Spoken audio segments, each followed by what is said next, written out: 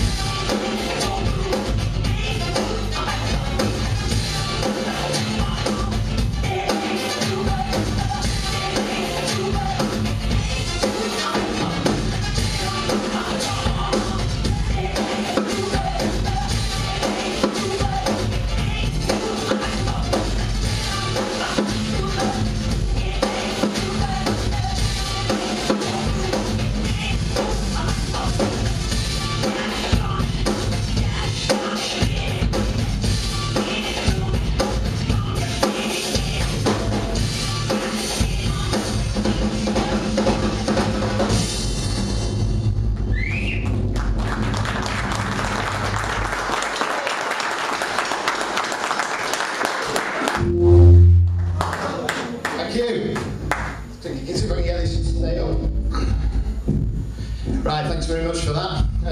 Good to get warmed up. Just warm up again. So, really that was very much a groove-based track, you know, pretty straight ahead. Little bass drumming intricacies here and there. See, there's one of my students in today, which is good to see, and there's obviously a lot of players at different levels. I think one of the big things for me when I'm teaching with my students is the good old word rudiments, and the younger end I find you say rudiments and the old go, they just think it's just a case of I don't want to do this. Paradiddles, paradiddles. They want to get on and play stuff like that. But obviously rudiments, everything you play on the kit comes from rudiments of one form or another. It's all made up from singles, doubles, paradiddles. So I'm going to try now for you. Can you hear me okay without the mic? Yep. Yeah, that's good. I'm just going to obviously play a couple of paradiddles and just build on them and turn them into groove-based ideas, both paradiddles, double paradiddles. Any questions at all, you know, just feel free. I'll start off steady way and just show what can be done from really basic, simple rudiments, and where they can take the playing really to another level. Along with that, the coordination helps. Coordination's a big one. I was going to go through some exercises as well that hopefully you can take, the drummers amongst you can take away some ideas musically and what have you. So let me just run through a couple of ideas that I've been using recently. With my students, they've been coming across very well, you know, and they've been taking them on board and expanding them. So here we go. So, the single paradiddle. Nick, what's a single paradiddle? Right, left, right, left, right, left, left. Spot on. You're doing well as a teacher there, Lee. Good. Right.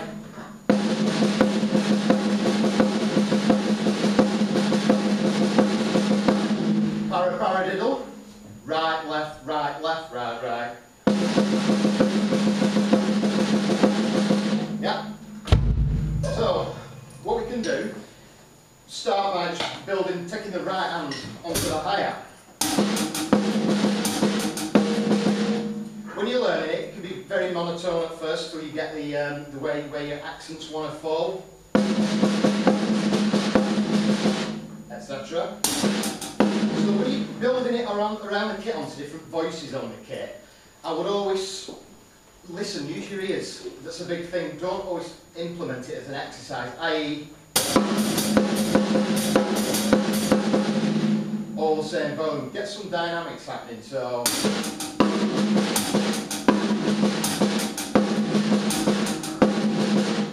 I'm just going to drop a bass drum on the one.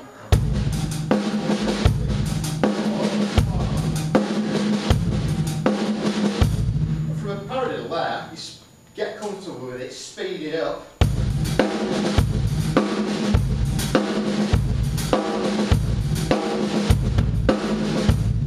And so on. Yeah?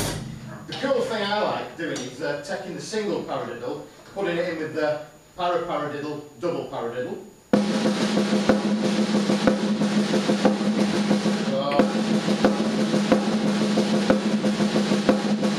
Etc. So, I'm going to play a groove now.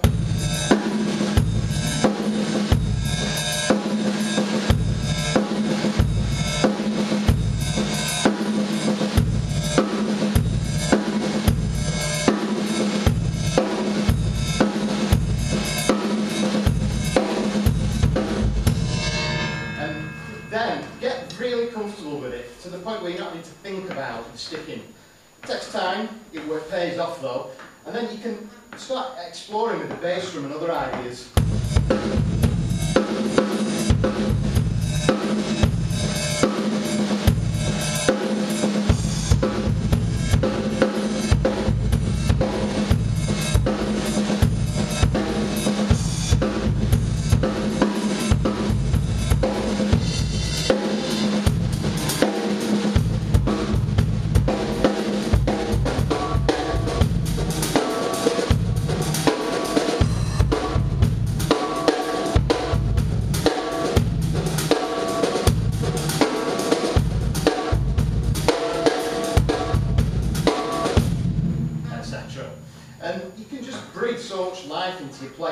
by experimenting with different ideas, different stickings, but the paradiddle for me is used a lot, as well as doubles within fills. Doubles. Right, right, left, left.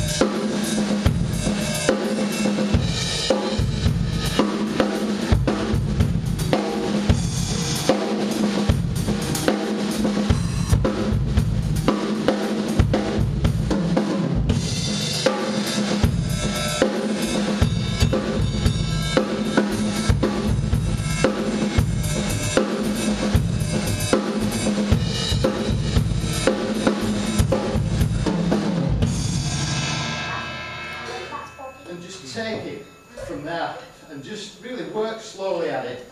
There's a lot of things such as another one I like for fills is the Swiss triplets. Can anybody tell me what a Swiss triplet is? Dominic? Am I meant to participate in this as well? Yes. Come on, what's a Swiss triplet? Surely your students should know. Yeah. Things like it's a flam, two singles. Great fills.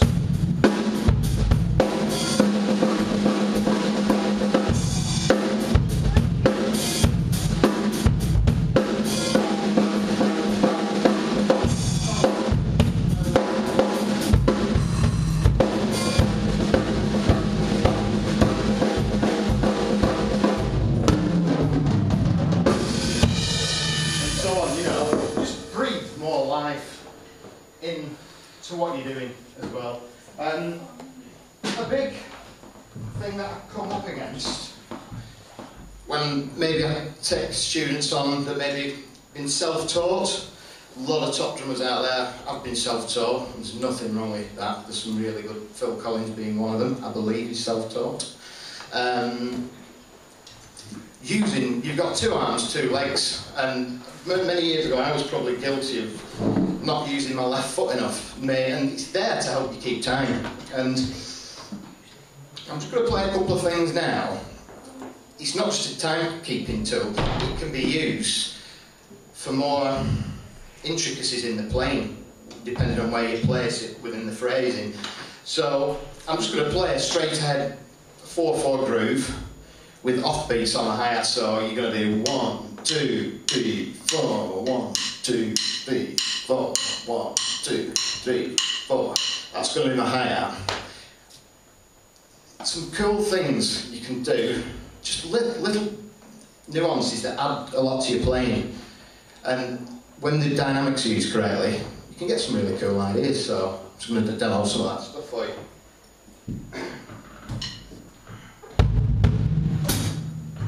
So 1, 2, 3, 4.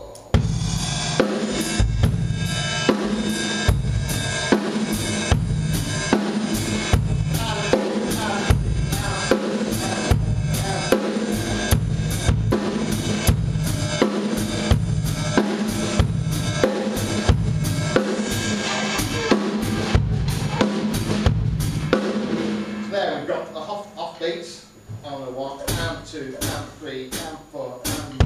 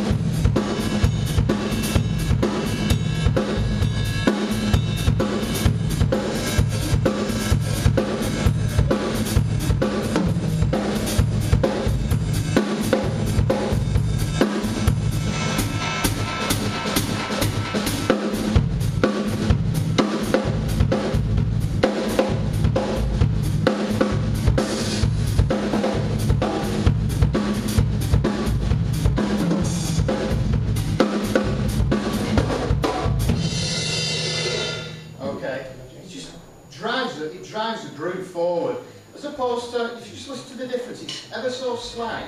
It just gives the groove a little bit more sort of flavour, and it just breathes life into it. So I'm just going to play it without.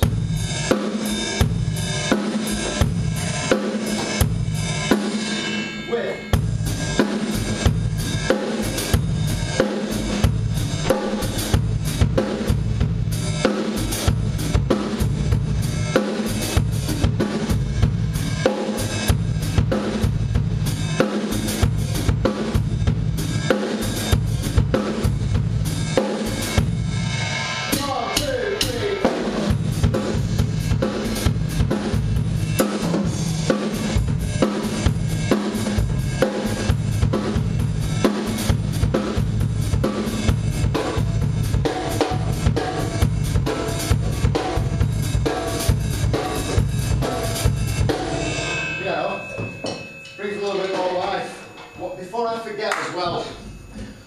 There's some freebies to give away today. So, the best question, we'll take something away, and they're really good, they are good. There's some good goodie bags from Mayo, Evans, some other companies, so don't be shy, ask questions, put me on the spot. Because for me, I was speaking to Bobby, top season pro this morning, I was explaining to him that I'm quite relatively new to doing these clinics, and from a drummer's point of view, when you're used to sat behind a band, hiding at the back, nobody sees you, you don't need one of these. And I was saying to Bobby earlier this morning, it's the first one I did, I was absolutely petrified. And I suppose it's a bit like when some of you young people, you go out for your first lesson and it's very daunting. It's the same for me up here, because it's got the knowledge to impart, but I like pushing myself, and that's what you should do as, obviously, students and aspiring musicians. It doesn't matter what instrument you play, you should be pushing yourself all the time to improve, And what will make my day, if I do a groove on here today and it completely falls apart and I get it wrong, that will be my job done, because you never stop learning, That was taught to me by one of my tutors at Drum Tech in London a lot of years ago. You never stop learning. So always push yourself. And a big tip for practicing, will all have fallen into this trap at some point. I know I did. Practicing is about doing stuff you can't play, not stuff you can. There's nothing wrong with playing the stuff you can play, but when you're practicing, work on the things that you can't do. Because it's more, in the mindset for me, at first it's very much, I can't do that. I speak to machines, I can't do it. And it's very easy to fall into the trap of just going, I can play this.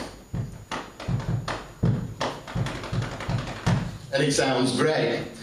But to expand as a player, keep working on the things that you can't do. And because there's nothing more satisfying than starting out with a groove that you can't do and walking away from the kit, feeling comfortable with it. That's the best feeling, really. It's all about progression. So I'm going to, I was saying to Dominic earlier, I'm going to attempt a bit of an Aaron Spears, Calvin Rogers lick. I'm going to attempt to explain it and play it later, which will be interesting, so no pressure, but that's what it's all about. If I can impart some of that knowledge for you guys to take away, I've done a good job today. So, has anybody got any questions up till now about the equipment, what I've been playing? Fire away. Okay, so you use this kit in the studio and everything? Yeah. So you do sessions and things like that? Yeah, that's right, yeah. I have various snare drums that I use for obviously recording, because different materials you do get different tones and what have you, but it's gone all the way live because it's pure. The punch and the attack, as you've no doubt heard already, that this material emits is like pretty frightening, really. There should be health warnings on these, especially this one.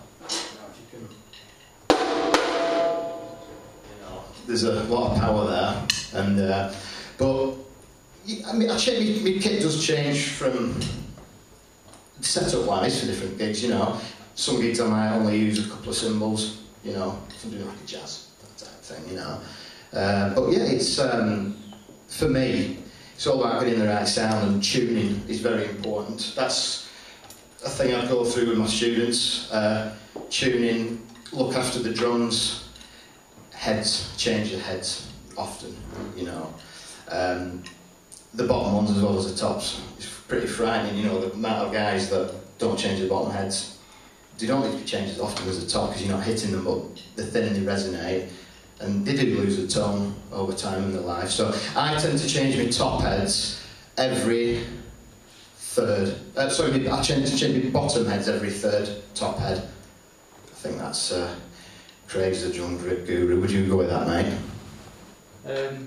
Yeah, I suppose so. It depends how much you're playing as well, like. Yeah, definitely. Yeah, look after your gear. It's expensive stuff, you know. Buy cases for your gear, Nick. You know, it's a lot of money to invest, you know. So you've got to look after it. But yeah, the setup varies. You know, I put different heads on for different gigs, but I've sort of found with the Evans EC2, they just tend to be a good all-round head. Also for the size of the drums that I'm doing as well.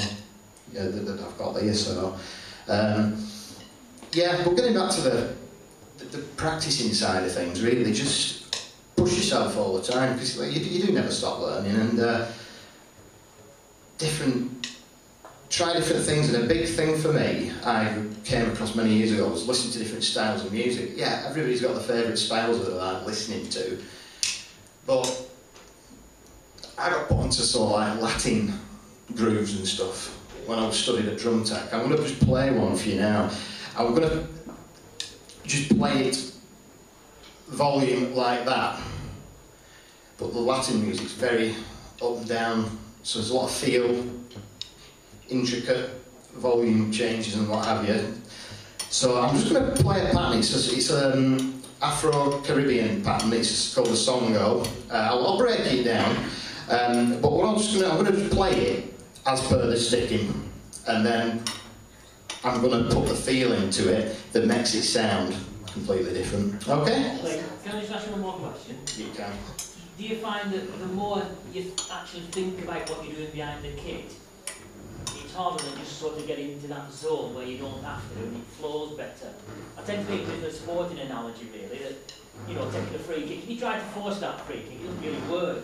But if you work on your technique and your technique's right... Yeah, it's a good question, is that? Yeah, a lot of it, it's technique, but I go down to Bear. I've got one student, and he's very struggling getting the left foot happening. And we broke the bare bones out of it, basically, and down to your seat height, people find different comfort zones from that. I tend to like sitting with my sort of thighs parallel to the floor, you know, so it's very much, you feel on balance when you sat down. For me, there's no right and wrong way, it's about what works for you, but if I feel if I sit too high, my balance is off. So if I'm doing some strange foot patterns, I just feel a little bit, it doesn't feel comfortable. So it's about stripping it right down, you know. Like, you've got to be completely relaxed when you're playing. If you're tense in any way, you know, your right hand may be super relaxed, but if your left hand's tense, you're only as good as your left hand, you know, because that will have a negative effect on the whole package, if you will. So I'm going to demonstrate this song now and just build on it and just try and get a lot of feeling going with it. Okay, here goes.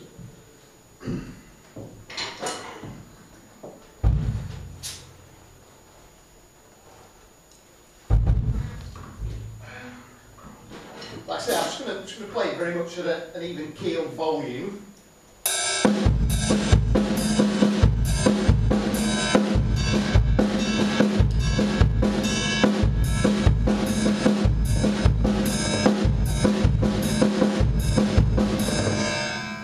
Now I'm going to speed that up now, keeping it at the same sort of volume, and see what it sounds like.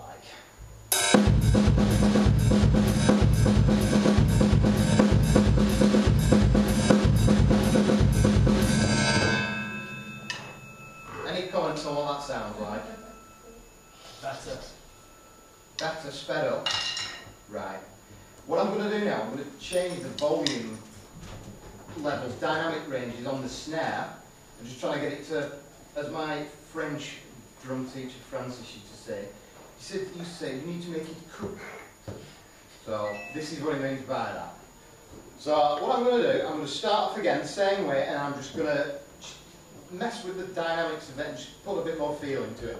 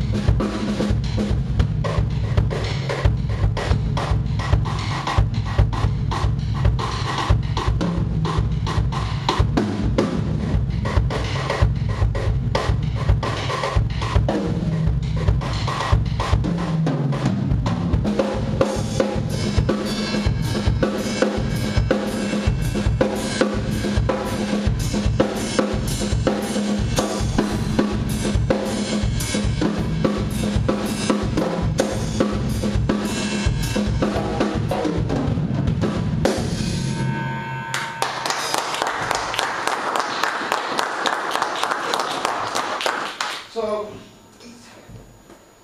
that's what to me it's about the feeling gone, you know, when it's just all monotone, same volume, you've just got to really get some feeling into it and up the dynamic ranges and things like that. Can you see what I mean when they use the term cooking? It just feels better, doesn't it? It sounds more comfortable. And obviously for that style of music, it obviously works. So, any questions on that? It seems to flow better when you did that play for me. Yeah. And about being in the zone as well, something you mentioned on there, touched on, is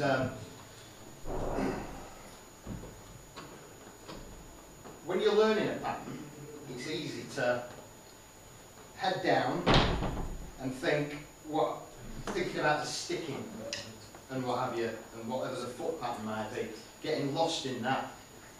What you've got to do is, what used to work for me is, once I got the sticking, there's nothing wrong with approaching it that way, but once you got the sticking down, look away from the kit and actually listen, use your ears and listen to what sound you're producing.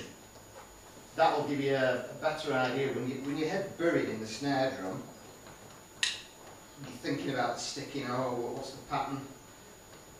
Look away and just listen to what's coming out of the kit. Because 4 limbs, right-handed people, naturally the right hand's stronger than the left. That's why you practice your rudiments to get them even keel. But that's the biggest one for me. Listen to what sound you're producing. And one of the best ways of doing that is from a very early age, play with other musicians. You know, because we're here to play music, not exercises. So that's the big thing, play with other musicians, and you can then hear the sound you're producing. I've got an actual tale actually. The first time I ever recorded, I was about 11 or 12 years old, and I played in a trio when I was very young, and we didn't, the 2 guitarists, the voices hadn't broken, so we just played in pubs, playing instrumental tracks. And it was great fun, great learning experience. But one guy came to a gig with a multi-track recorder, and he recorded us. He was a drummer as well, quite a good drummer, and I was buzzing because I thought, yeah, we're recording the gig.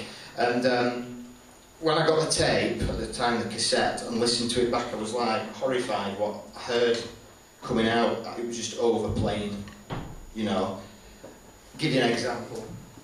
If you're playing a pop rock song, you play for the song, not to show off, that's a big one. And what was happening was this. This is what I was hearing back from my own point of view.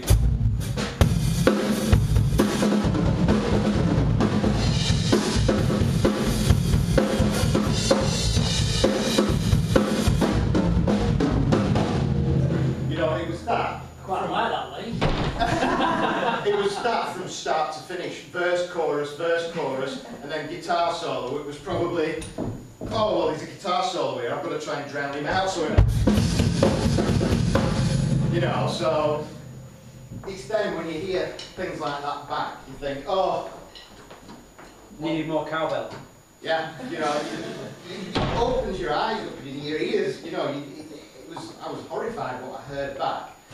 And from there on in, I was always listening more to what I was playing, and a lot of the time, less is more, you know, especially if you're playing pop music, any style, to me, less is more. You're always going to get the little breaks where you can do your bit, do your fills, but it's all about the music. This is a musical instrument, it's beginning about them all to gel together, really. So, I'm going to just show you some more like rudimentary style things using triplets now. This was shown to me a lot of years ago. I'll break it down between the floor tom and the snare drum. I'm going to shout the count out, hopefully you can hear me. It just sounds like an exercise, but this is another example of if you demonstrate and work the stickings on different voices on the kit, some of the stuff you can get out of this dead simple stuff is really, really funky, you know. So I'm just going to break it down really slowly. It's triplet based. I'm going to count over it, so this will be fun.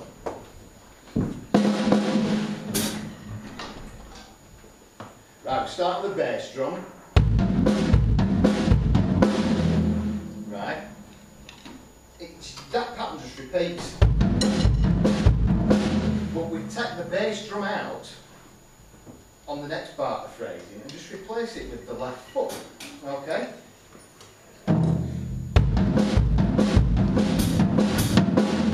That is it. It's as simple as that. Right?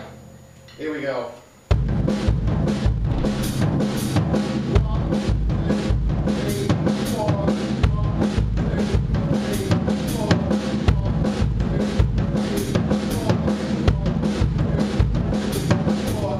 That count? Yeah. Yeah.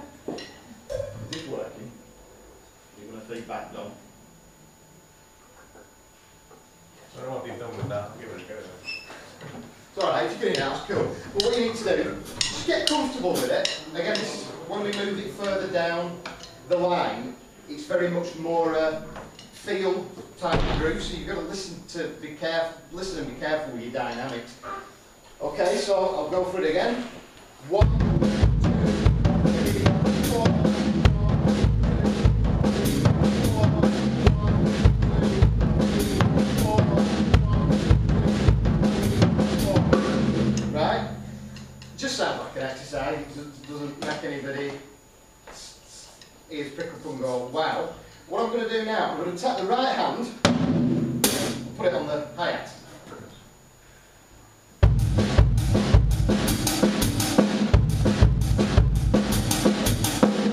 Okay, so this is where the dynamic, using your ears, what I spoke about, comes to life really. I'm just going to play it, heavy going.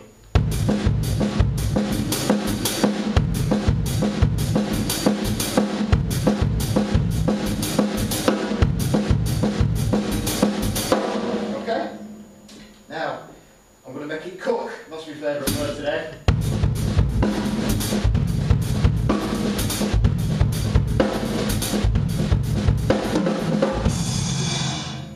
And just actually, that's our power groove is that, a drummer called Davies, and it's just so cool when you really get into the dynamics of it.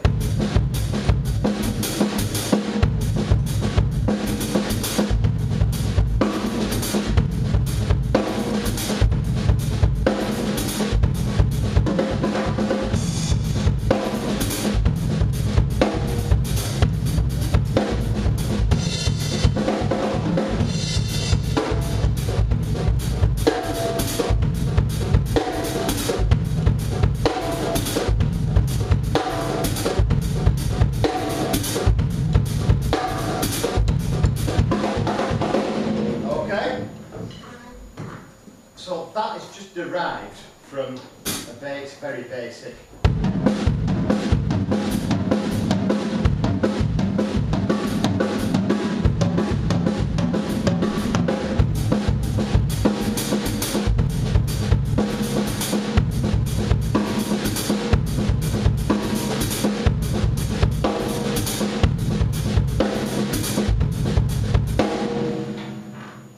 That's just to give you an idea of what can be done from very basic patterns, whether it be triplets, notes,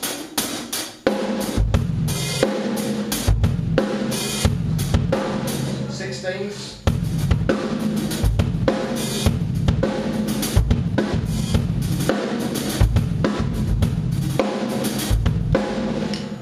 second notes. Here we go. I'm trying to trip yourself up now.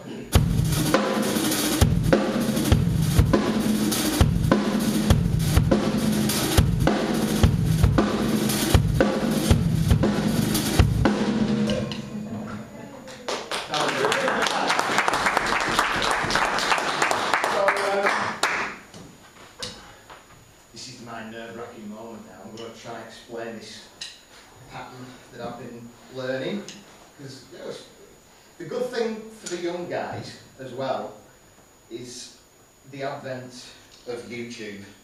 That didn't exist when I was younger. Use it to your effect. I've sports people in the past and they've been put off by it because there's some absolutely unbelievable players out there. It's free information. Use it to the best of your ability, you know, and take as much information as you can from all this wealth of talent that's out there. Like I say, YouTube's free, make the most of it, you know, and pick your own ideas, what works for you. But don't get tunnel visioned on what you're listening to. That's one big thing. Have your kids, you know, listen to different styles of music and what have you, because it will help you grow as a musician so much more if that's what you do. So enough rabbiting now. I'm going to put myself on the spot now and attempt to explain this groove that I've been talking about. It's triplet based. I saw it on the internet, on YouTube, and it's best explained as 3-1, 3-2. Right, I'll start breaking it down now. Right, got 3 with the hands. This is triplet bass. 3 with the hands, 1 with the foot. 3 with the hands, 2 with the foot. There we go. Twice. Then you come out of it with, can you remember what's at the end, anybody? Nick? 3-1-2. 3-1-2. Spot on. Where's this box of freebies? At the back here. Am I going blind? If the packet's on vinegar will do. There you go. Claim your prize. Later on. We're doing to throw it in. Right. So what I'm going to do, I'm going to play dead slow against a standard 4/4 groove, and then it obviously launches into a triplet feel.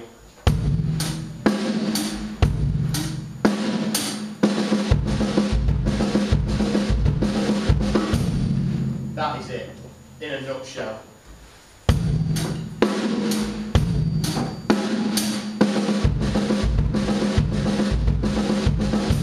Okay. Now, the tough bit, I'm going to try and attempt to do that and count it at the same time so you know where the 1 is, okay? 1, 2, 3, 4, 1, 2, 3, 4, 1, 2, 3, 4.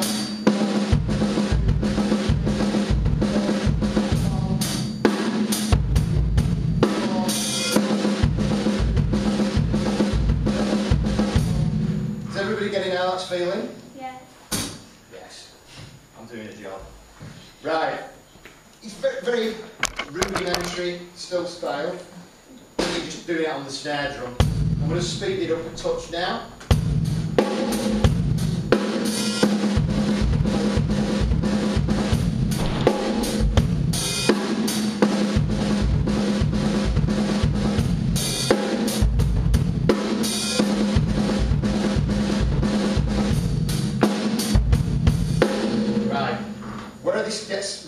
interesting is you've got to be at a point, whatever exercise you learn, anything, however basic it is, however straight ahead it is, you've got to be comfortable with it to the point where you don't really have to think, oh, in this exercise's instance, you don't want to be able to think like that. Get comfortable with it.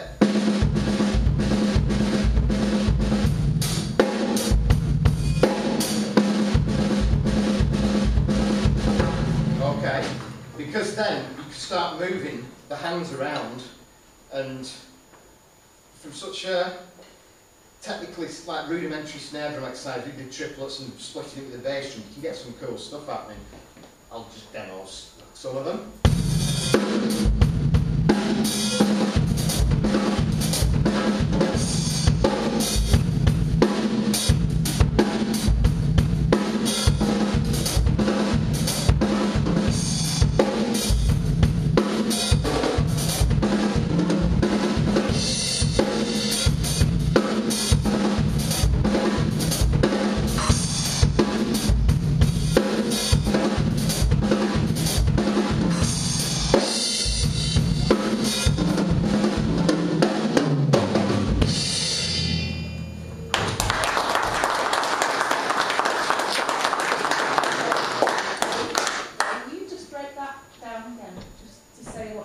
Completely right. Okay.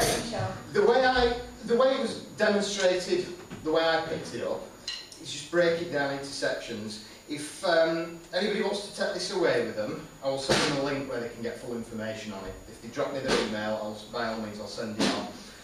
What you need to do, the best way I broke it down myself was thinking, well, it's 3, 1, 3. So you got 3, 1, 2, twice. And then at the end, my assistant Nick, we've got 3, 1, 2.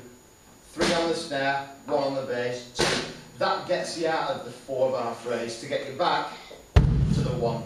So what I'll do, I'll turn the snares off.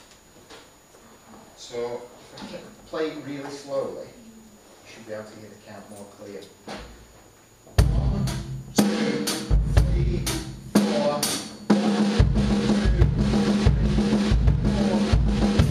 So as soon as you come out of that pattern, you straight back on the 1. Okay. So I'll do it 2 or 3 times. I'll just keep it going steadily away. 1, 2, 3, 4.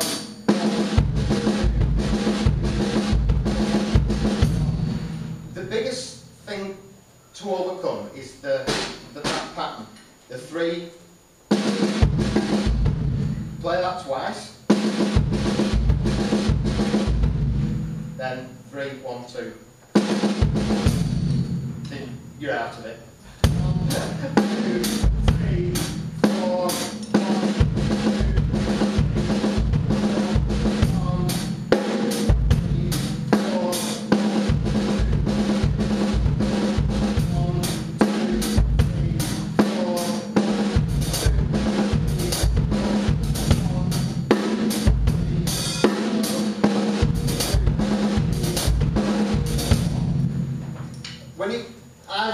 when you're breaking down between patterns, voices on the kit rather, working between the hi-hat and the snare, because it sounds cool, and it also, you can feel the timing more. So.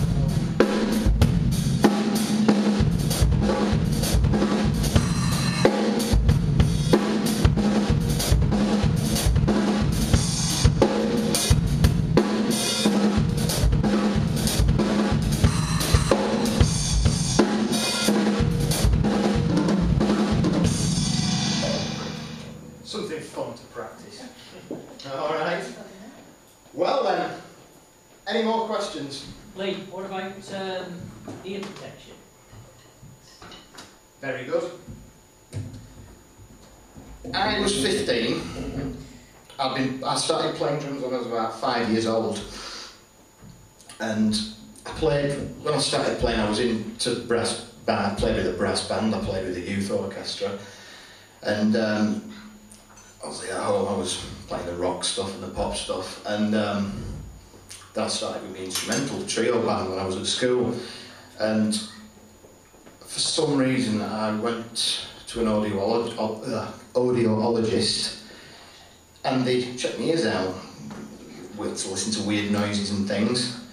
And I think this year I lost 5%. This year that's 7%, maybe more. I can't remember. Wear ear protection. Obviously, the drums are loud. Wear ear protection if you can. You know, in-ear monitors for when you're playing in bands. They're very good because you get the custom mould made specifically to fit your ear canals. Everyone's are different. They obviously are great because you can still have a monitor mix in your ears, but it's like listening to an iPod at a reasonable volume. You know, you're not going to mess your ears up with things like that. You know, that sort of volumes. Guitars, same for anybody, not just drummers. I think everybody should wear them really, especially when you're practicing. You know. So that's a good point. Tinnitus, nobody wants that, the ringing in their ears, because there's no treatment for it. Once you get that, you're in trouble. And whilst we're talking about things like damage to ears, when you're practicing as well, always relax. You know, it's easy to get tense. You know, no one's perfect. A few years ago I did a gig where my monitors were a complete mess. I couldn't hear anything, and the guitarist had his volume up to 11 for a change. And I was playing so hard on the snare, and about 10 minutes after we finished, I played for an hour solid. It was horrible. My hand literally went like this. It sort of went into a claw, and I couldn't stop it going like that. And I was like prizing each finger open. And the pain down here was unbelievable. And it's like obviously a warning sign of playing too hard and trying too hard. Relax, don't overhit. You know, the gear's out there now. Your kit's being mic'd up, let the sound man do the job. You know, relax. And watch yourself when you're playing. You know, watch your technique. Technique's important. How many of the drummers have hit the finger on the edge of the snare drum? Done that one. Yeah, I did it not so long ago, and there was blood all over the snare drum. It was a really deep, nasty cut, and that night it was just a jam night. It wasn't anything, so I was getting a bit carried away, and you know, had a couple of beers, had a good play, and then bang! Oh, that's a bit sore. And I looked at it, and it took probably about 2 months to heal properly, and it was nasty. So watch what you're doing. You're always going to have little mishaps and stuff, but make it comfortable for yourself when you're playing. You know, just enjoy it. And it's all right. Have you any more questions? Do you use warm-up exercises before you start to play? Maybe doubles mainly. Doubles, paradiddles, paradiddles. You know, because a lot of me playing is the fills I do are very much double-based. So it's just a route that I've gone down, you know. But yeah, warm up, stretch, just like finger stretch. You don't all do it, you know. That's enough, you know. Just loosen up. I read an interesting thing on a website, Mike Dolbear, there's a drumming community website, and they asked some of the top players in the world what their warm up exercises were. And some of the replies were hilarious because some of the top drummers like Thomas Lang. Mike Dolbear sent emails out to all these guys, and I couldn't believe it. Thomas Lang had a one-word reply. None. So I'm not one to knock that guy. So it's interesting, you know. People have different ways of doing things. Some people, Dennis Chambers, another top drummer. He's got frighteningly good singles and doubles, and the tale is that he did that from practicing on a pillow, so there was no, obviously, bounce back from the sticks. He worked on a pillow, and when he puts them on the kit, obviously it's frightening, you know, his sticks disappear as he's playing them. So everybody's different, find what works for you, you know. But yeah, I do warm-up, just singles, doubles, paradiddles, you know, just get loose and warmed up. So yeah, good question. Right, time's getting on.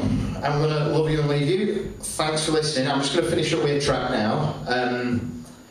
We've got Bobby on, who you're going to be blown away by.